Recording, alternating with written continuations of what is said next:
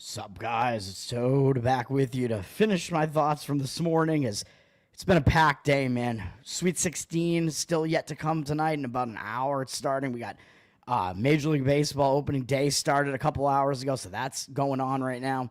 And I did not talk about NHL and NBA, so I'm going to get to that and try to make this quick. And I'm wearing my Red Sox hat now, finally, for opening day, as I forgot to this morning, although it's probably too late for that because I don't know if they're going to win. They're locked in a close game right now. We had that under in that Reds-Giants game was looking real bad early with 5 runs in the first 4 innings or something, and now the hitting is like settled down in that game, and it's like, don't tease me, man. If it's going to be a loss anyway, just get it over with.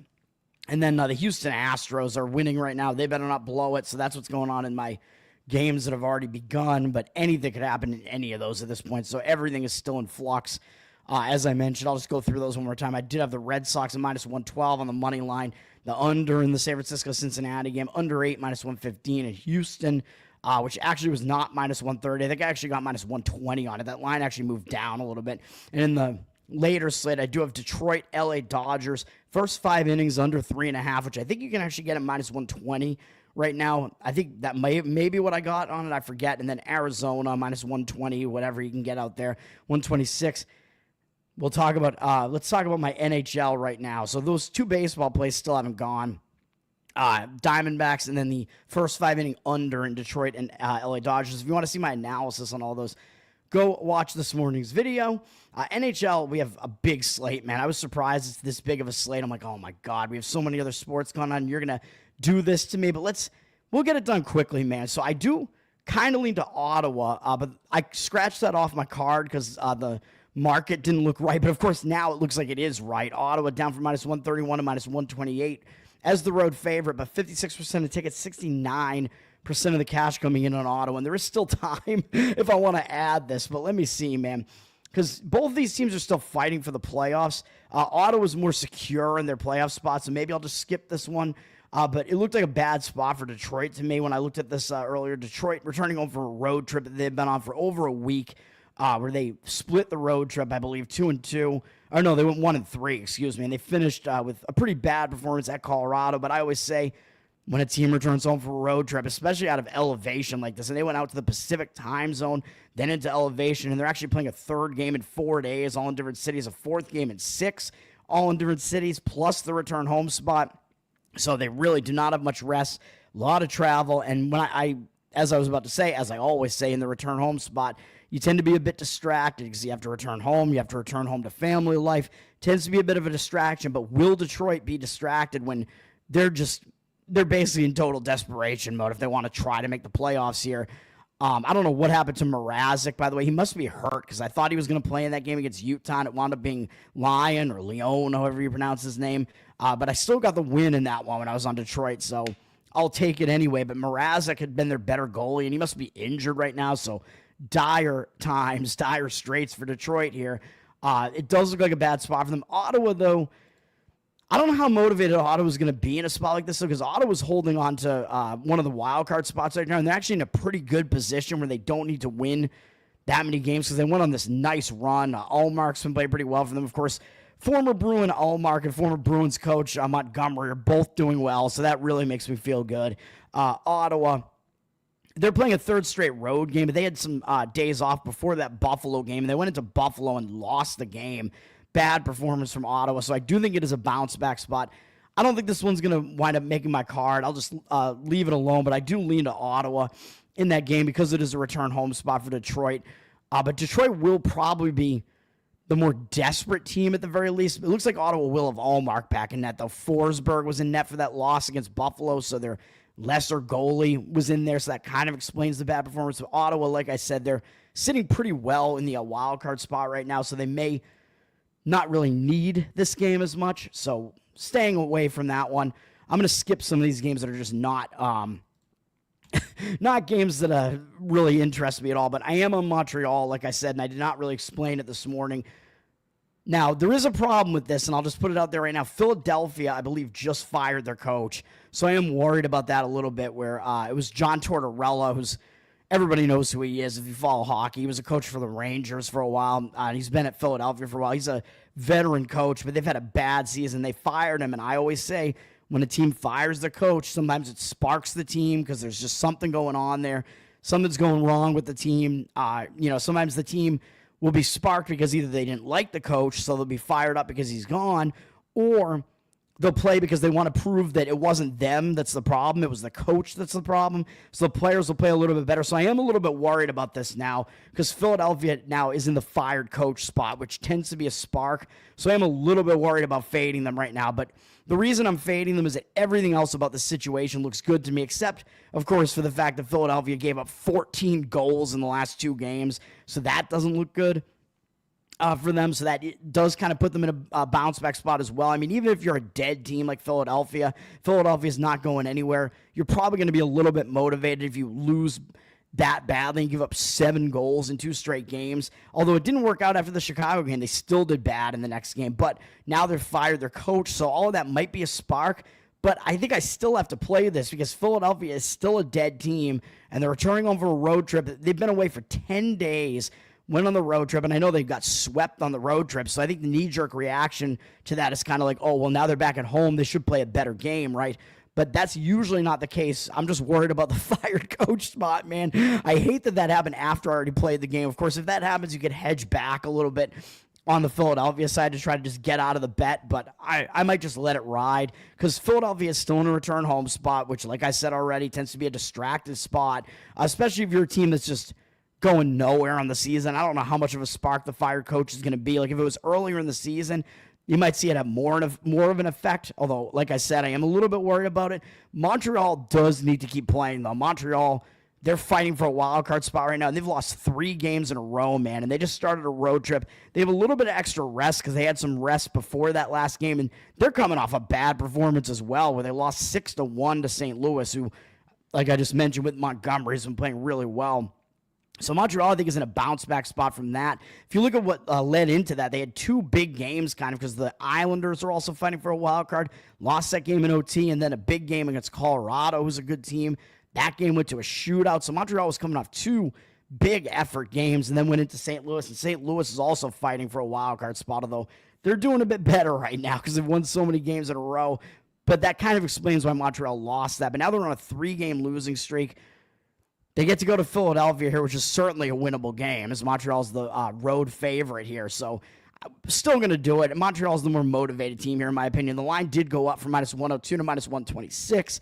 So I think initial money did come in Montreal, but now I am worried because the market looks like it's shifted, maybe because of the fired coach aspect of this. 64% of tickets and only 53% of the cash on Montreal right now. So, yeah, I am a little bit worried about that. If there was no fired coach, I'd be better off, I'd be in a better mental state right now, having fired already on the play. So we'll see what happens, man. But yeah, the fired coach throws a wrench into that, and I think that's kind of why some of the money started maybe taking back on Philadelphia a little bit. Little bit worried about it. Washington's at Minnesota. Not a game I'm going to play, but Washington's coming off a big game against Winnipeg where they lost 3-2. And both of those teams, Winnipeg and Washington, they're both in the playoffs. Minnesota is also in the playoffs already, so I don't think it's not like you're going to get one of these teams being in desperation mode or anything like that. But Washington is coming off that big game against Winnipeg. They'd beaten Florida the game before that. It's now a second straight road game, and that loss to Winnipeg in overtime broke their win streaks. They had a big effort game. It broke up a win streak for them. So I think that is going to halt their winning momentum and kind of hang them over coming into this game against Minnesota. Minnesota's lost 2 games in a row really badly, losing by a combined score of 8-1. And when teams are playing like that, I know I keep saying Minnesota's a little bit overrated, which I think they are. They're not as good as their record would indicate. They were coming off that 3-0 loss to Dallas, and usually teams do bounce back from a shutout, but they had Fleury in net in the next game. He was actually facing his former team, Vegas, and Vegas just destroyed him and them. So not a good performance in Minnesota.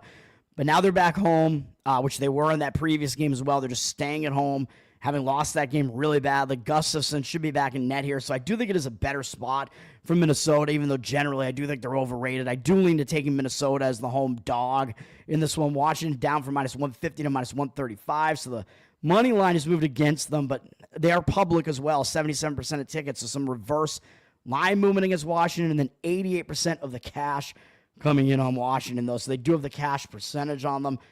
Again, I don't really know what to think about that, but then my other play is Calgary at home as an underdog here. The line is moved really strongly against Dallas. This is one of the strongest market reads of the day. Dallas down from -150 to -121. Some big movement against a public road favorite Dallas team here. 63% of the tickets on them, 89% of the cash coming in on Calgary. Calgary's the home team. They're the underdog, and they're the team that needs to win, man. They're in desperation mode because they're, I think, a couple points out of the wild card spots right now. They're trying to make the playoffs, and Dallas, they're already going to make the playoffs. They have one of the best records in the conference, man, and they've just been rolling along, man. They had 4 straight overtime games, and they shut out Minnesota, and then they played late last night and beat Edmonton 4-3. A huge win last night, big win over Edmonton.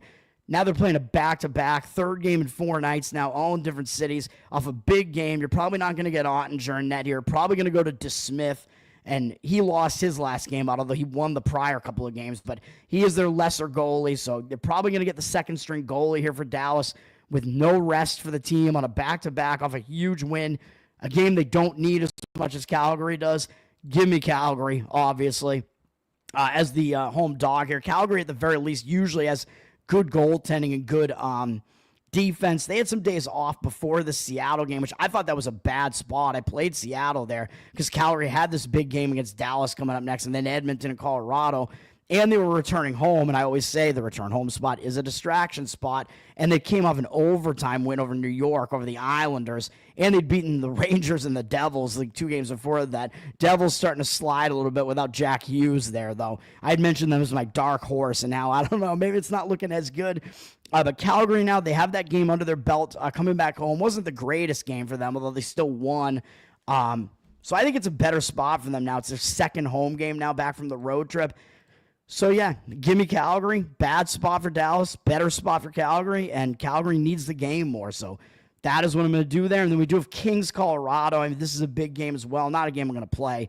Kings on a roll right now, having crushed Carolina, crushed my Boston Bruins, which is not really an impressive win at this point, but Carolina certainly is. And then they beat the Rangers, who are fighting to get into the playoffs. Some big wins there for the Kings. Now they head out on the road for this one game out into elevation to Colorado. Colorado also on a roll right now, coming off a win over Detroit, which is kind of a lesser win, I would say, and that was a return home spot, and they had some days off before that, so now that this is their second game back home, and I don't think that's really an impressive win against Detroit. I think they're kind of just rolling along here. Both these teams are already going to be in the playoffs, so there's no real desperation or need for either of these teams, but I think it sets up a little bit better for Colorado. Colorado up from -145 to -160, so the money is coming in on that side. 66% of tickets and 91% of the cash, so a lot of the cash coming in and driving that lineup on Colorado. And then I will just point out Edmonton is a very small favorite here, only up from -110 to -121 as a road favorite at Seattle. Seattle, of course, keeps letting me down. 72% of tickets, 95% of the cash. So the cash is coming in on Edmonton. But like I just mentioned, Edmonton, I believe, played last night in that game against Dallas. Big game, and they wound up losing in the end. So they're coming off of that with no time off. Pretty bad spot for Edmonton. And they did just beat Seattle. So it is a little bit of a quick revenge spot for Seattle here as well. And I believe Seattle is the more rested team here, right? Because they played Calgary 2 nights ago, and I lost that one. But Seattle is returning home from a road trip, and that was still an overtime game. Still, I think it does set up better for them because they do have the rest. It is a little bit of revenge for them, and the line makes it look way too easy to take Edmonton as a small favorite. So I do kind of lean to Seattle, but I'm not going to try to do it. I don't like to play teams when they return home, either from over a week off for the reasons I already stated. So we'll stay away from that. NBA, before I get out of here, I don't think I'm going to talk about that many of these games. A lot of these games are just very uninteresting to me with teams that are just dead and out of the playoffs. But as I mentioned, Washington is the play. It's not even actually at 11.5. I think it got up to 13. I think it was in there at 12.5. We'll say that it's 12.5 because that's where it was during the day. And I did think the line was going to go up a bit. It looks like you might be able to get 13. The line went way up from 10.5. 65% of tickets are on the Pacers because, of course, the public is not going to play the Wizards. They'll have nothing to do with the Wizards. This is a very ugly dog, obviously, but we are taking a lot of points here. 67% of the cash coming in on the Wizards. I think it's a bad spot for the Pacers. That's why I'm doing this. Both teams are on back-to-backs here, but the Pacers just had a nice run where they won a bunch of games in a row. They beat Minnesota, big win there against a solid Minnesota team. And then they played last night, and they had the game in their grasp against LA, against the Lakers, with LeBron back. The Lakers were winning a lot of this game, and then the Pacers came all the way back and took the lead late, and then they fell apart, and they just they didn't score for, I don't know, span of a few minutes there near the end and just lost the game in the end and lost by 1 point. I think on a LeBron put in at the buzzer. That is a brutal, brutal way to lose for Indiana. And to make it even worse for them, well, on top of that, it's also a back-to-back, like I said, but to make it even worse on top of all of that, they got to play Oklahoma City next. And I know Indiana is fighting to try to maintain the 4 seed in the East right now because they want to host a playoff series. That would be ideal for them, but coming off a game like that with no time off, and it also broke a long win streak for them, so that could kind of ruin their momentum and hang them over pretty big into this next game. I don't like it at all. It's a third game in 4 days, fourth game in 6 days, although it is the only one of those games on the road, but I think you're going to see a better performance out of Washington here. I think it's just a bad, bad spot for Indiana, and you're getting a lot of points with Washington.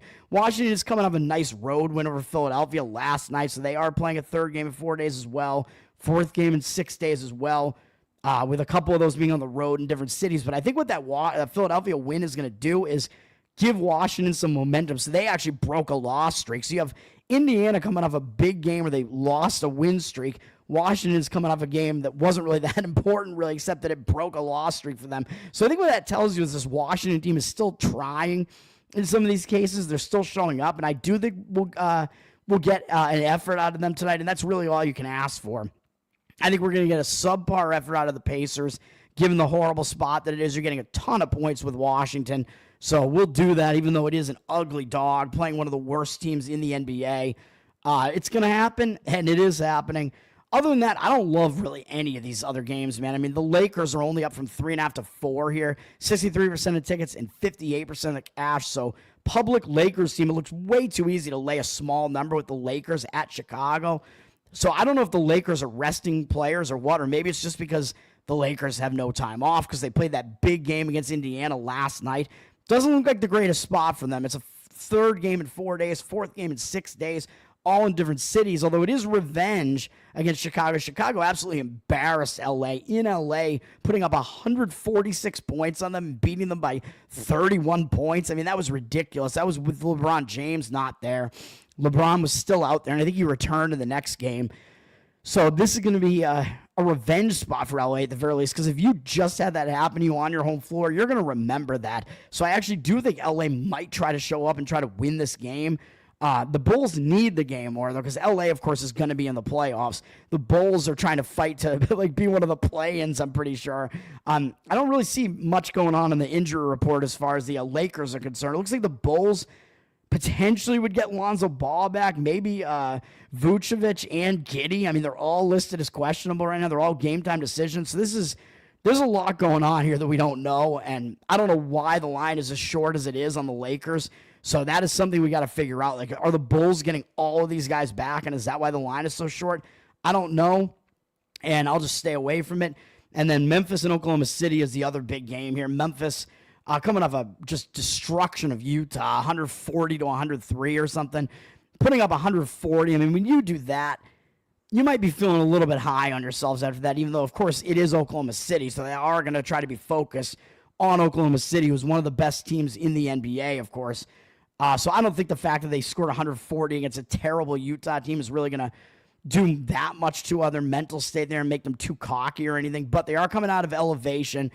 Oklahoma City is just on a roll right now, having won a bunch of games in a row, which, of course, I mean, not a surprise. Winning 7 games in a row. They just won easily against Sacramento. They are returning home from the West Coast, although it was only a 2-game trip, but they are having to return home from it. So I don't know what to think about this. The thing about Oklahoma City, though, is they're pretty much locked. They've pretty much locked up the 1 seed at this point, so I don't know how hard they really need to play in a lot of these games down the stretch, although they are going for a franchise record amount of wins here. I don't know how much they care about that. Thunder up from 10 to 10.5, 87% of tickets, 88% of the cash. So they are public. It looks like some money has kind of come in on the Thunder, driving them up a little bit. I'm certainly not going to be involved in it.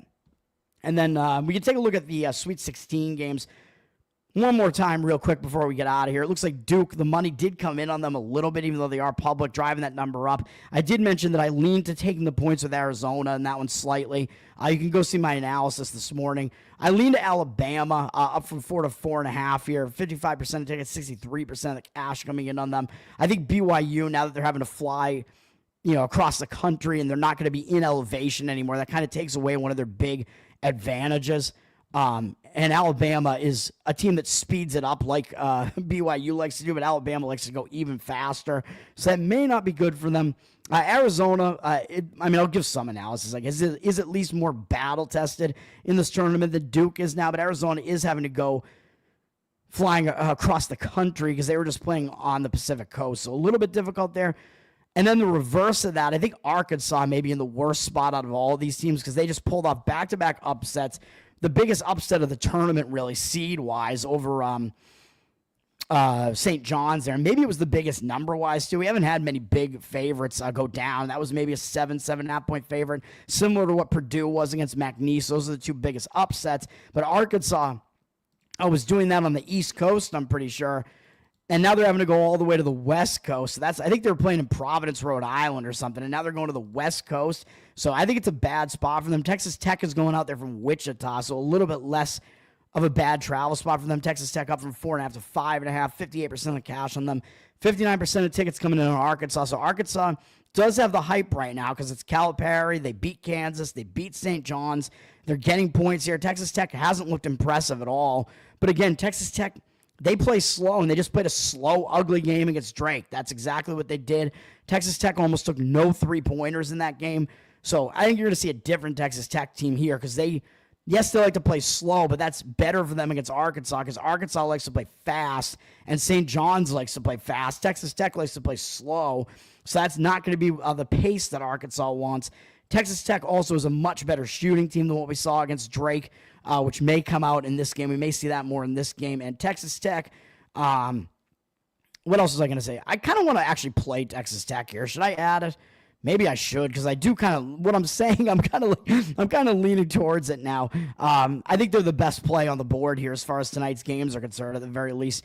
I think they got the situational spot. The only question is McMillan going to be back, even though I know they've won without him so far? He's one of their best shooters. Texas Tech has a lot of good shooters on this team, though. They are pretty experienced and lethal shooting. And the only drawback, I think, is that Arkansas does have the better coach in Calipari, but at some point, you got to think that run of theirs is going to run out a little bit. And then we do have Maryland and Florida. Florida up from 5 to 6.5, 83% of the cash and only 80% of tickets. So the money is coming in of Florida.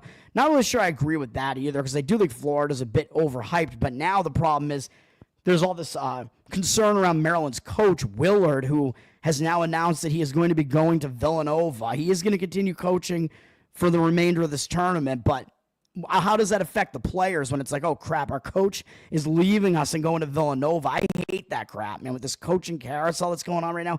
Will Wade did it last week, though, and McNeese still won the game for him there, so it might be like a rally the troops type of thing where let's win one for the coach, or it might make the players like a little bit lethargic and disappointed. I don't know what we're going to see out of Maryland here, but Maryland, actually, I believe they were playing in Seattle, so they're already out on the West Coast, so they might actually have a little bit of a better travel advantage here, because I think Florida's going out there from Raleigh, North Carolina or something, while Maryland was already out on the West Coast and may have stayed out there during the week, so that might be a little bit of an advantage to Maryland there, so I'm not going to touch it, but let's add Texas Tech before I get out of here. I no shame, man.